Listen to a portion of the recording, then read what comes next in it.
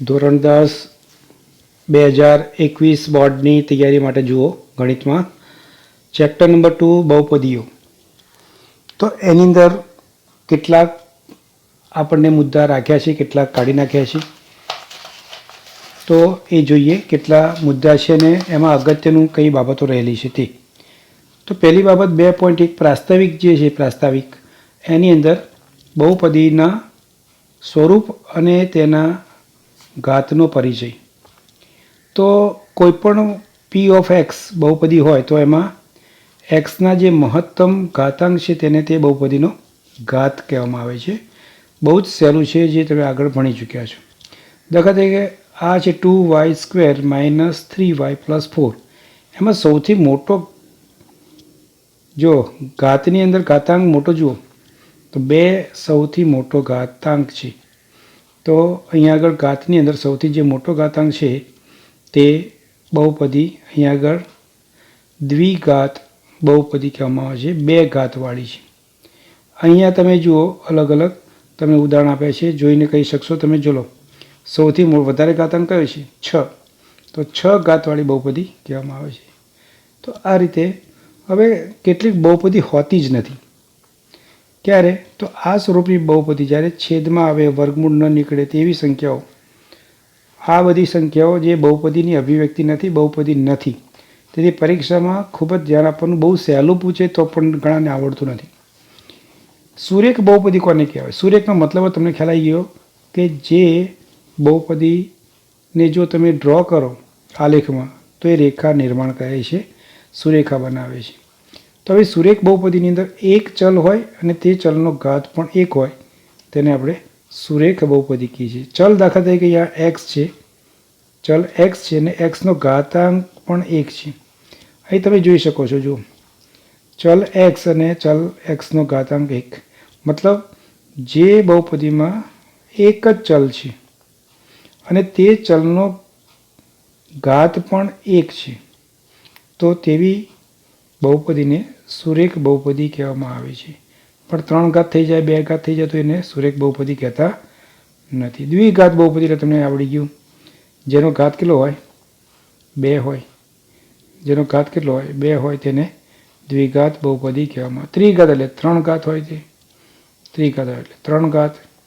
તો આ પ્રકારે બહુપદીના ઘાતાંકનો, બહુપદી કેટલા ઘાતની છે તેનો પરિચય. હવે કોઈપણ બહુપદીનું એક્સ માટેનું મૂલ્ય તો તમે ગયા વર્ષે ભણી ગયા.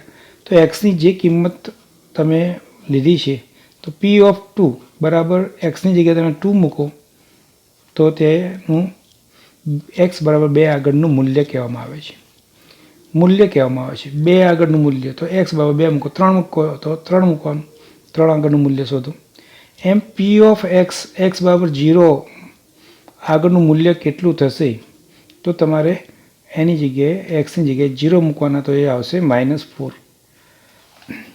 તો આ રીતે તમે કોઈ એક સંખ્યા એક્સ બરાબર કે લઈ લો તો કે આગળનું મૂલ્ય કેટલું થાય? તો P(k) લેવાનું.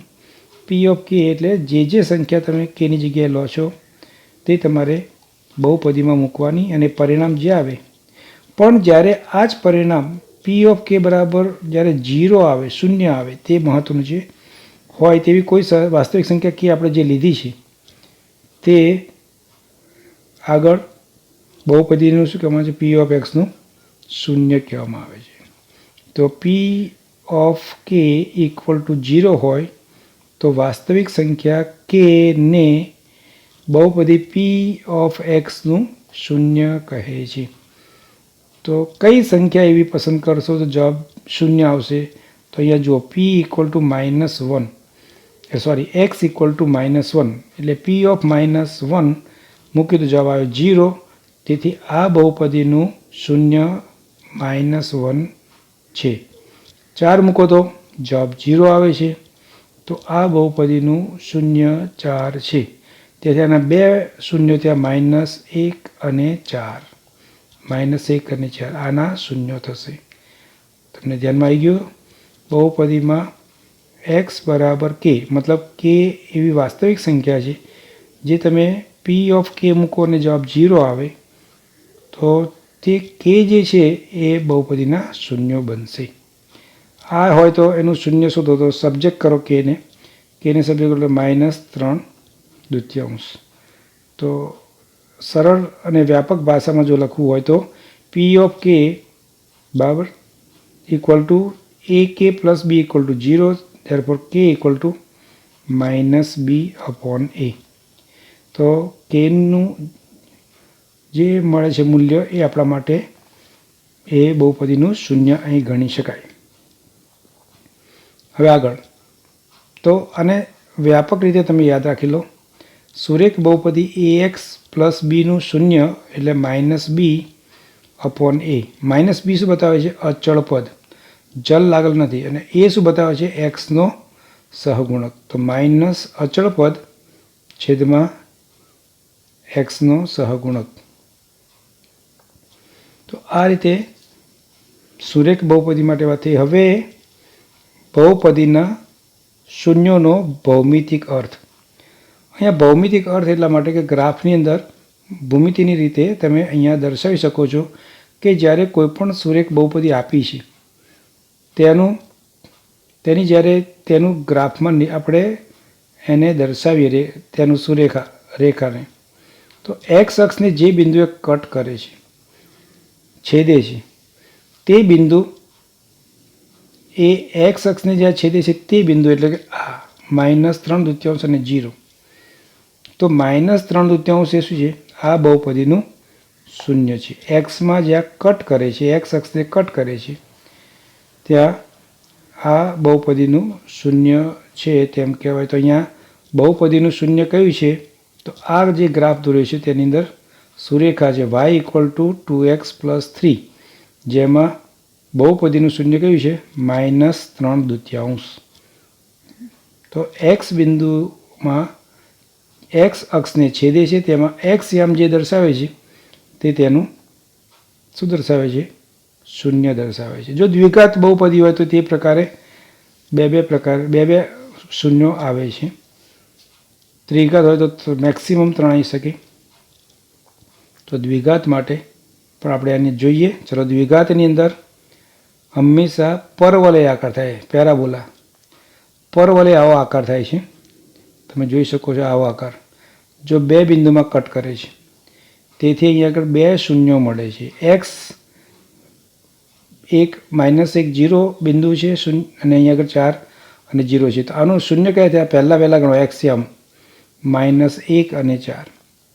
હવે આની ખાસ પેટર્ન કઈ રીતે રચાય છે તેમાં વધારે તમારે વ્યાપક જોવું હોય તો તમારે દ્વિઘાત સમીકરણવાળું ચેપ્ટર તમે જોશો. એમાં કોઈ પણ દ્વિઘાત સમીકરણ સ્વરૂપ હોય તો તેને અહીંયા દ્વિઘાત બહુપદીમાં દ્વિઘાત સમીકરણ સ્વરૂપ ગણીને d બરાબર b² - 4ac વિવેચક શોધી કાઢવામાં આવે. અને આ વિવેચક જો શૂન્ય કરતાં મોટો આવે, શૂન્ય કરતાં કેવો આવે? આની કિંમત વધારે આવે તો હંમેશા તે પરવલય એક્સ અક્ષને બે બિંદુમાં છેદે છે. તેથી બે ભિન્ન આવા શૂન્યો મળશે. હવે જો એ આગળનો અગ્ર સહગુણક x² સાથેનો જો ધન હશે, એ ગ્રેટર ધેન ધન હશે, તો ઉપરની તરફ આ રીતે ખુલ્લો તમને પરવલય જોવા મળશે. અને એ શૂન્ય કરતાં નાનો મતલબ ઋણ હશે, ઋણ હોય તો નીચેની તરફ પરવલય ખુલ્લો જોવા મળશે. જે નીચેની તરફ જઈએ તો જોવાશે, દેખાય? હા. તો આ રીતે તમે જોઈ શકો છો. ઉપરની તરફ અને નીચેની તરફ કઈ રીતે નક્કી કરવાનું? તો કે ઉપરની તરફ ક્યારે હોય? એની કિંમત અગ્ર સહગુણક, પહેલો સહગુણક જે છે મોટી કાતવાળો, તે ધન હોય તો ઉપરની તરફ ખુલ્લો, ઋણ હોય તો નીચેની તરફ ખુલ્લો. અને બે ભિન્ન બિંદુઓમાં છેદે છે. ક્યારે? તો વિવેચક ડીની કિંમત કેટલી થવી જોઈએ? b² - 4ac એ શૂન્ય કરતાં મોટી ધન થવી જોઈએ. તો હંમેશા તે બે ભિન્ન બિંદુઓમાં છેદે છે. આ એક્સ યામ જે છે તેના જે છે બિંદુઓ છે તેના એક્સ યામ એ તેના શૂન્યો બને છે. બીજા રીતે જોઈએ તો અહીં જુઓ, ખાલી ટચ કરે છે. તો તો ટચ કરે એટલા માટે તમારે અહીંયા આગળ એક જ શૂન્ય મળે છે એવું કહેવાય. વિવેચક ડી બરાબર બી સ્ક્વેર માઇનસ 4ac તમારે ax square plus bx plus c દ્વિઘાત બહુપદી તમે ભણી ગયા છો. તેને ધ્યાનમાં રાખીને બીની કિંમત મૂકો -4 એની જગ્યાએ કિંમત મૂકો, સીની જગ્યાએ કિંમત મૂકો. જો પરિણામ શૂન્ય આવે તો તે માત્ર એક જ બિંદુએ છેદે છે, તેથી તેનું શૂન્ય એક જ મળશે. અને આ એક જ મળશે તે ખબર કઈ રીતે પડી જાય? સીધું જ. તો આ પ્રકારની જે બહુપદી હોય પૂર્ણ વર્ગ બહુપદી હોય, હોલ સ્ક્વેર હોય. શું હોય? હોલ સ્ક્વેર થશે. દાખલા તરીકે ax square ax plus 2ab plus B square બરાબર શું થાય? a પ્લસ બીનો હોલ સ્ક્વેર. આ રીતનું તેનું સમીકરણ સ્વરૂપ હશે, બહુપદીનું સ્વરૂપ હશે.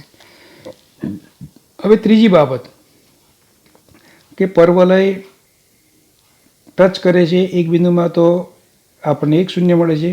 હવે ક્યારેક ટચ જ ના કરે, પરવલય દોરાય ખરો ઉપરની તરફ નીચેની તરફ, આ ધન હોય એ તો ઉપરની તરફ અને ઋણ હોય તો એ ઋણ હોય તો નીચેની તરફ, પણ ટચ જ નથી કરતું. તેથી આને વાસ્તવિક શૂન્ય નથી. આવું ક્યારે બને? તો તમારે કિંમત શોધવાની. ડી બરાબર બી સ્ક્વેર માઇનસ 4ac. તો સમીકરણમાં તમને ખબર છે ax square plus bx plus c. આમાં સરખામણી કરવાની, એની જગ્યાએ શું છે જોઈ લેવાનું, બીની જગ્યાએ શું છે અને સીની જગ્યાએ શું છે, કિંમતો મૂકી દેવાની. 4ac આ કિંમતો તમે જે મૂકશો, આ જેવી કિંમત મૂકશો અને જો કિંમત ઋણ આવે, ઋણ -3 -5 કંઈ પણ -3 દૂતીયાંશ, તો સમજવાનું કે તેના શૂન્યો વાસ્તવિક નથી, વાસ્તવિક શૂન્ય ધરાવતું નથી. તો આ રીતે દ્વિઘાત બહુપદીમાં મેક્સિમમ કેટલા શૂન્ય મળે? તો 2, 1 મળે અથવા તો શૂન્ય મળે. મેક્સિમમ કેટલા મળે? 2 મળે. ત્રિઘાત બહુપદી હોય તો મેક્સિમમ 3 શૂન્ય મળે, 2 શૂન્ય મળે, 1 શૂન્ય મળે અથવા તો શૂન્ય ના પણ મળે. અહીંયા તમે જુઓ, અહીંયા આપણું જે સ્વરૂપ આવ્યું છે તો બહુપદીનું y બરાબર એક્સનો ઘન માઇનસ 4x, એના ઉપરથી ગ્રાફ દોર્યો છે. એક્સના કઈ કિંમતો મળે, અહીંયા એક્સની કિંમતો મૂકો તો વાયની કિંમતો કઈ મળે એના આધારે ગ્રાફ દોર્યો છે. ગ્રાફ કેટલી જગ્યાએ કટ કરે છે? 1, 2 અને 3. તો 3 એના શૂન્યો મળે છે. એક્સ કટ જ્યાં થાય છે આલેખ એક્સ અક્ષને, તે એક્સ અક્ષને કટ થાય તે બિંદુના એક્સ આમ જોવાના તે 3 મળે છે. અહીંયા જ તમે જુઓ, અહીંયા માત્ર 1 જ મળે છે, અહીંયા 1 અને 2 મળે છે. તો અલગ અલગ સમીકરણ હશે. આવું સમીકરણ હશે, આવું બહુપદી હશે તો 1 જ મળશે, અને આ પ્રકારની જો બહુપદી હશે તો તમને 2 મળશે. તો આમ જુદા જુદા બહુપદીના જે સ્વરૂપો છે તેને ધ્યાનમાં રાખીને તેમાંથી તમે જે ગ્રાફ દોરશો તે એક્સ અક્ષને જે બિંદુએ કટ થાય છે તે બિંદુના એક્સ આમ એ એના શૂન્યો દર્શાવશે. આ એનો ભૌમિતિક અર્થ છે. ઉદાહરણ 1 જુઓ. ચલો, કેટલા શૂન્યો છે તમારે કહેવાનું? શૂન્યોની સંખ્યા. અહીંયા શૂન્યોની સંખ્યા કેટલી? તો 1. એક જ જગ્યાએ છેદે છે. જો અહીંયા 2 જગ્યાએ છેદે છે, અહીંયા 1, 2 ને 3 જગ્યાએ છેદે છે. 3 શૂન્યો છે. એ જ પ્રકારે જો અહીંયા આગળ એક્સ અક્ષને એક બિંદુએ છેદે છે, 1 શૂન્ય 1 શૂન્ય 1, 2, 3 ને અહીંયા 4 શૂન્ય છે. હવે સ્વાધ્યાય 2.1 તમારા માટે બહુ સહેલું છે, પરીક્ષામાં પૂછાશે. એકદમ સરળતાથી તમે જવાબ લખજો. સરળતાથી એનો મિનિંગ એ છે કે તમે સરળતાથી એને લખી શકશો. આની અંદર અહીંયા એક્સ અક્ષને કટ કરતું નથી માટે શૂન્ય નથી. અહીંયા એક બિંદુએ કટ કરે છે તો શૂન્યની સંખ્યા 1. અહીંયા 1, 2 અને 3 જગ્યાએ કટ કરે છે, શૂન્યની સંખ્યા 3. અહીં 2 જગ્યાએ કટ કરે છે, 1 અને 2 તો 2 શૂન્ય. અહીંયા 1, 2, 3 અને 4 જગ્યાએ કટ કરે છે એક્સ અક્ષને તો 4. અહીંયા 1, 2, 3 તો 3 શૂન્ય. તો આ પ્રકારે સ્વાધ્યાય 2.1 તમારા માટે પરીક્ષા માટે ખૂબ જ અગત્યનું છે. હવે બહુપદીના શૂન્ય અને સહગુણકો વચ્ચેનો સંબંધ. જો અહીંયા આગળ આપણને ખબર છે કે જ્યારે સુરેખ બહુપદી હોય તો એક્સ ચલ સાથેનો સહગુણક એ છે અને અચળ પદ બી છે, તો એનું શૂન્ય થાય -b/a. એ દ્વિઘાત બહુપદી હોય તો પણ તેનું શૂન્ય આપણને મળે દાખલા તરીકે આપીશું જે ઉદાહરણ પ્રમાણે 2x² - 8x + 6. તેમાંથી તમે 2 પહેલાં કોમન બી કાઢી શકો છો અથવા પાછળથી બી કાઢી શકો. તો અહીંયા પહેલાં કોમન નથી કાઢ્યા, પછીથી કાઢ્યા છે, નહીં તો 2 પહેલાંથી કોમન નીકળી શકે છે, જવાબ આવી શકે. તમે જો 2 પહેલાંથી કોમન કાઢશો તો x² - 4x + 3 રહેશે. x² - 4x + 3 કૌંસ પર 2. હવે તમે જુઓ 3ના ભાગ પાડો. ધન છે એટલા માટે હંમેશા એના સરવાળા સ્વરૂપમાં વિચારવાનું. 3 × 3. તો તમે એ રીતે પાડો તો x² - 3x પ્લસ -x અને -x પછી 3. તો આ રીતે તમે એને કોમન કાઢ લો. તો આમાંથી x common x - 3, બીજામાંથી -1 common x - 3. તો તમે જોઈ શકો છો આ અને આ બંને કેવા છે, સેમ પરિણામ મળે છે. એટલે એને પછી કોમન કાઢ્યા છે, આપણે પહેલાં કોમન કાઢીએ તો પણ. તો અહીંયા આગળ જે પરિણામ મળે છે તેની અંદર શૂન્યો કયા કયા છે? તો x બરાબર આના બરાબર 0 મૂકો, કારણ કે આપણી શરત છે બહુપદી p ઓફ x હોય બરાબર છે = 0 થાય. મતલબ p k મૂકો, kની જે કિંમતો આપણે પસંદ કરીએ છીએ એ kની કિંમતો એના શૂન્ય થશે. તો અહીંયા સબ્જેક્ટ તમારે બનાવવાનું =0 કરવાનું છે. તો x - 1 = 0, x - 3 = 0. સબ્જેક્ટ કરો x બરાબર 1 અને x બરાબર 3. તો આને બે શૂન્ય થયા, 1 અને 3. હવે સહગુણકો વચ્ચેનો સંબંધનો મતલબ બરાબર સમજો. ઘણા વિદ્યાર્થીઓને એમાં કન્ફ્યુઝન છે. શૂન્યો કયા કયા મળ્યા તેનો સરવાળો કરો. ચલો, તો 1 + 3 = 4. આટલે અટકી જાઓ, બસ અહીંયા અટકી જાઓ બસ, કારણ કે આ સાથે સાથે ચાલે છે એટલે ઘણા લોકોને તકલીફ થાય છે. હવે સહગુણકો વચ્ચેનો સંબંધ, તો શૂન્યોનો સરવાળો એ સહગુણકોના કયા સ્વરૂપ પ્રમાણે સેટ થાય છે તે તમારે નક્કી કરવાનું છે. તો અહીંયા આગળ સહગુણકોનો સરવાળો વિચારો. ચલો, સહગુણકોનો સરવાળોમાં તમે xનો સહગુણક માઇનસ xનો સહગુણક અને છેદમાં x² નો સહગુણક આ તમે લો. ચલો, હા બીજી રીત કરું છું કે જે સહેલી છે, તમને સમજણ પડી જશે. -xનો સહગુણક શું છે? ચલો જો આ તો શું આવ્યું, આપણે લીધું છે -8. તો -8 છે અને માઇનસ ઓલરેડી મૂકવાના એટલે થઈ ગયું આ રીતનું. અને x² નો સહગુણક કયો છે? તો 2 છે, તો 2 મૂકી દીધા. તો ચલો માઇનસ અને માઇનસ ભેગા થશે એટલે +8/2 એટલે જવાબ આવ્યો 4. તો હવે તમારું ડાબા તમે જુઓ, આ ડાબા તમારું ગણાશે એક પરિણામ માટે. શૂન્યનો સરવાળો 4 મળ્યો અને તમારું -x સહગુણકોનો સરવાળો / x² નો સહગુણકોનો જવાબ પણ કેટલો મળ્યો? 4. તો તમે કહી શકો શૂન્યનો સરવાળો ઇક્વલ ટુ શું આવશે બોલો? એ -x નો સહગુણક અને છેદમાં x² નો સહગુણક. તો આ તમારું પરિણામ થઈ ગયું. અથવા ડાયરેક્ટ તમને ધ્યાનમાં આવતું હોય તો તમે ડાયરેક્ટ પણ લખી શકો, પણ તમને આ લખવું તકલીફ પડતું હોય તો તમારે લર્ન રાખવાનું કે -8 આ બધી સંખ્યાઓ આપણી પાસે 2, -8 અને 6 છે, એનું એવું મેચિંગ કરો. કઈ સંખ્યા છે? 2, -8 અને 6. તો એનું એવું મેચિંગ કરો આ છેદમાં. તો 6/2 મૂકી જુઓ, -8/2 મૂકી જુઓ, 2/8 મૂકી જુઓ, આવું બધું કરી જુઓ. તો જવાબ તમારો 4 ક્યારે આવે છે? તો તમારો જવાબ 4 અહીંયા -4 આવે છે એટલે આપણે વિચારવાનું આગળ માઇનસ રાખવો જોઈએ. તો એ પ્રમાણે તમે અહીંયા કહી શકો કે -x નો સહગુણક / x² નો સહગુણક. હવે શૂન્યનો ગુણાકાર શૂન્યનો ગુણાકાર એટલે શું? તો 1 ગુણાકારમાં 3. આટલે પૂરું થઈ ગયું, 3 જવાબ. હવે અહીંયાથી શરૂઆત કરો. અચળ પદ છેદમાં x² નો સહગુણક. કારણ કે મેં આગળ બી કીધું કે કઈ સંખ્યા એવું પસંદ કરશો એનો ગુણોત્તર તમને 3 મળશે. તો 6/2 કરો એટલે 3 મળી જાય. 6 શું દર્શાવે છે? c એટલે અચળ પદ, અને 2 શું દર્શાવે છે? x² નો સહગુણક. તો એ રીતે પણ તમે લખી શકો, ડાબા જબા કરીને પણ લખી શકો. મતલબ શૂન્યનો સરવાળો એક વખત આખું પૂરું કરીને આટલે પૂરું થઈ જાય, પછી આ લખીને તમારે આ કિંમત લઈ આવવાની. એ રીતે આ પૂરું કરી દેવાનું તમારે. આટલે અટકી ગયા પછી તમારે આ લખીને અચળ પદ છેદમાં x² નો સહગુણક લખીને 6/2 = 3 કરવાનું.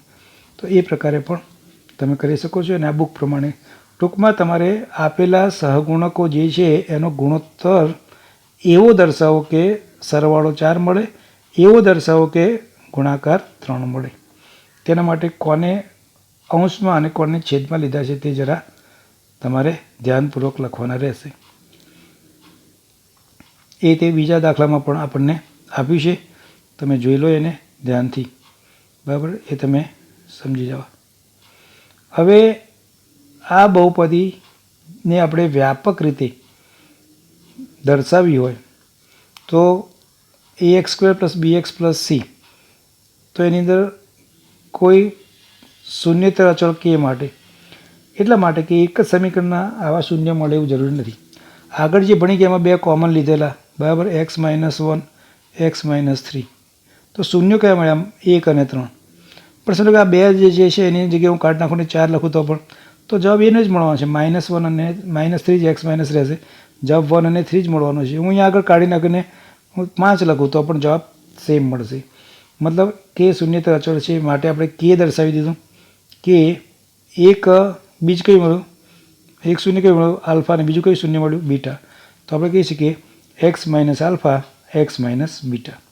આ બંનેનો જો ગુણાકાર તમે કરો અને વિસ્તરણ કરો તો x² - alpha + beta x + alpha beta. આનો મિનિંગ શું થયો કે અહીંયા દર્શાવે છે કોણ? એક્સની સાથે શું દર્શાવે છે? શૂન્યોનો સરવાળો એનો વિરોધી.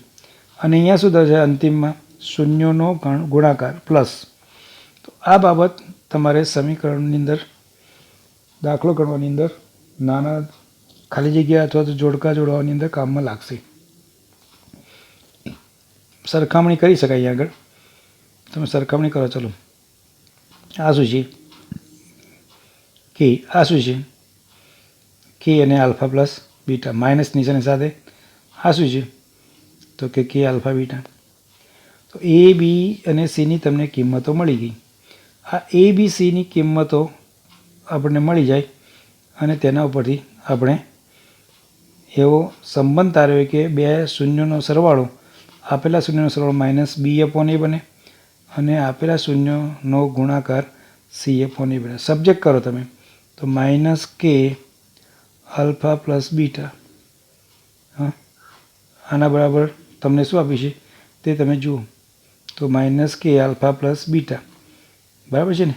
હા, તો એ તમારે આપી છે તેને તમારે સબ્જેક્ટ કરવાનું છે, અને સબ્જેક્ટ કરશો એટલે તમને મળી જશે. તો કેની જગ્યાએ તમે એ મૂકી દો. ફરીથી જોઈ લો, અહીંયા ધ્યાનથી જુઓ. b બરાબર -k આલ્ફા પ્લસ બીટા એવું લખીને આપ્યું છે. હવે હું શું કહી શકું? આ કેની જગ્યાએ શું લખી શકું? એ લખી શકું, કારણ કે અને એની વેલ્યુ સેમ છે.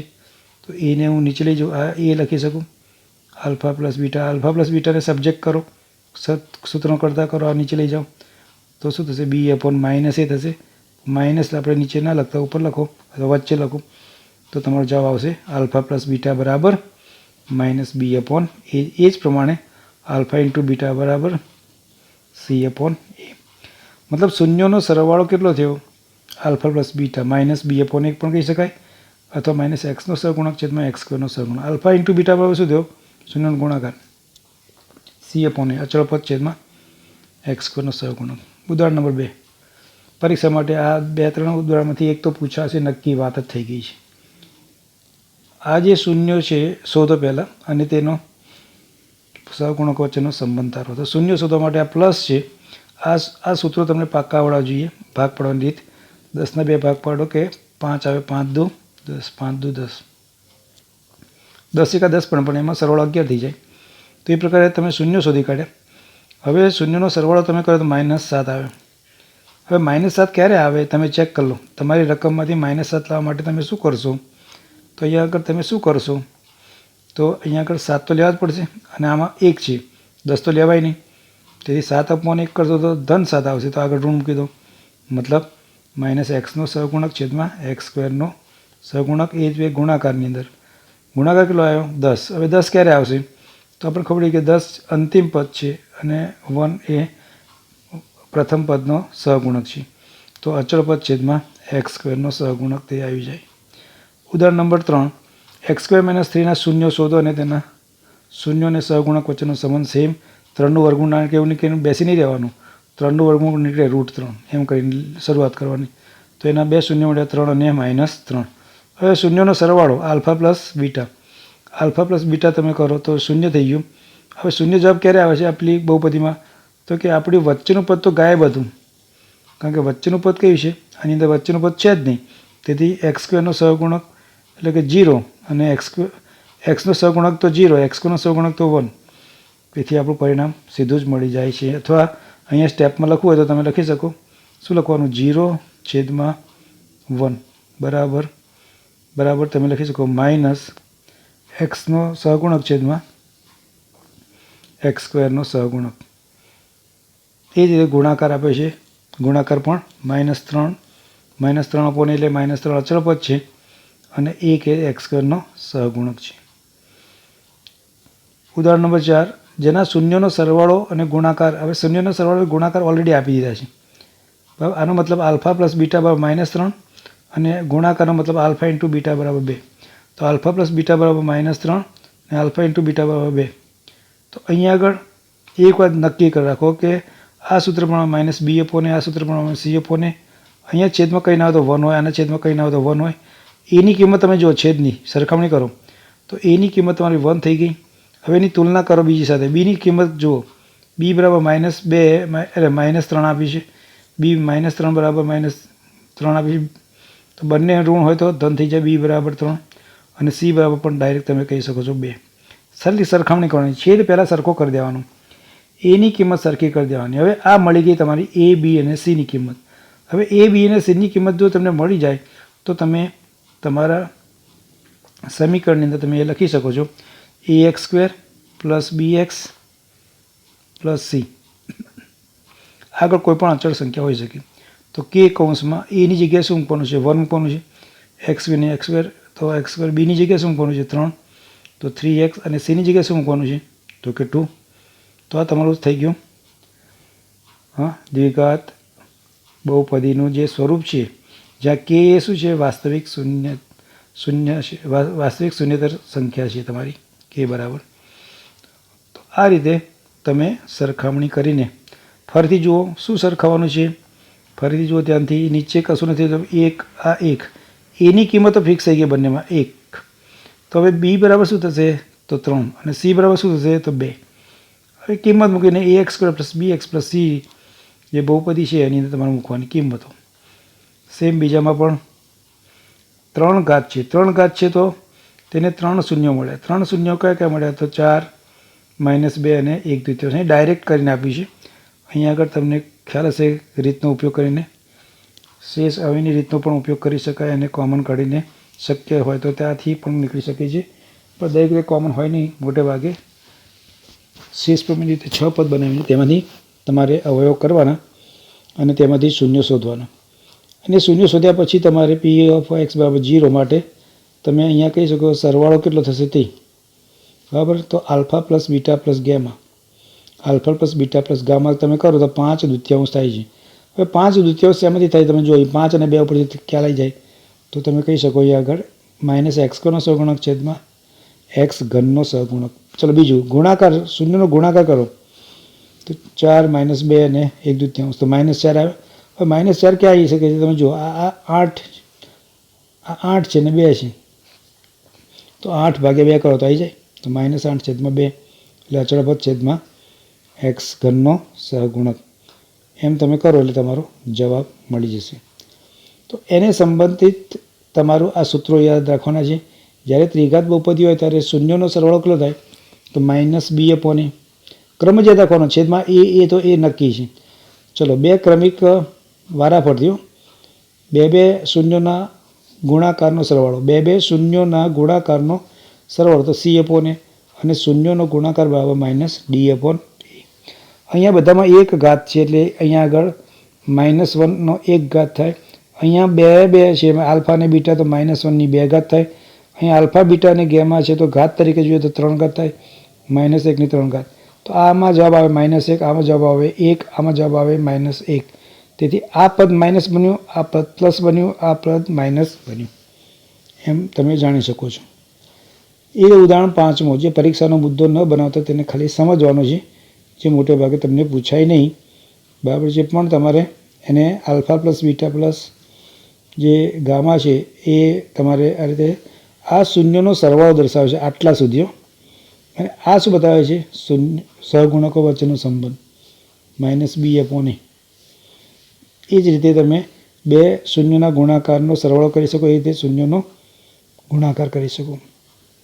સ્વાધ્યાય 2.2 સ્વાધ્યાય 2.2 આખું જ છે. એટલે તમને આગળ જે દાખલા આપે છે તે પ્રમાણે તમને અવયવો પાડતા આવડવા જોઈએ. -8ના 2 ભાગ પાડો કે જેથી -2 થાય. તો તમે કહી શકો p ઓફ x બરાબર, ડાયરેક્ટ હું લખું છું x - 4 અને x + 2 થઈ જાય. અને px બરાબર શું થવું જોઈએ? 0. હવે px બરાબર જો 0 હોય તો xની પહેલામાં કિંમત કેટલી થશે? 4. હું ડાયરેક્ટ લખું છું અને બીજામાં -2. તો તમને xની કિંમત મળી ગઈ 4 અને -2. આ થયું તમારું આલ્ફા અને આ થયું તમારું બીટા. એટલે શૂન્યનો સરવાળો બરાબર શું થશે? શૂન્યનો સરવાળો બરાબર 4 + -2 બરાબર થયું 2. હવે 2 લાવવા માટે તમે જુઓ અહીંયા 2 અને આ 1 તમે કહી શકો સરળતાથી. તો એના છેદમાં 2/1 કરીએ. અહીંયા આપણી પાસે તો માઇનસ છે, તો આપણે અહીં આગળ માઇનસ મૂકી દો, માઇનસ 2 વખત મૂકી દો, બરાબર. એટલે આપણું પ્લસ થઈ જશે. એટલે આપણે કહીશું -xનો સહગુણક છેદમાં x² નો સહગુણક. એ જ પ્રમાણે બીજા તમે કરી દો. અહીંયા આગળ વચ્ચેનો નથી પદ, એનો મતલબ તમારે x વાળું પદ નથી આપ્યું એમ સમજવાનું. x વાળું પદ ના આપ્યું તો b બરાબર શું સમજવાનું? 0. હવે એ જ પ્રમાણે દાખલા નંબર 2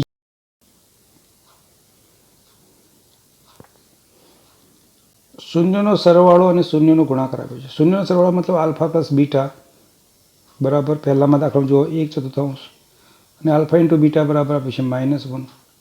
ઓકે. હવે તમને ખબર છે આલ્ફા પ્લસ બીટાની જગ્યાએ તમે લખી શું શકો?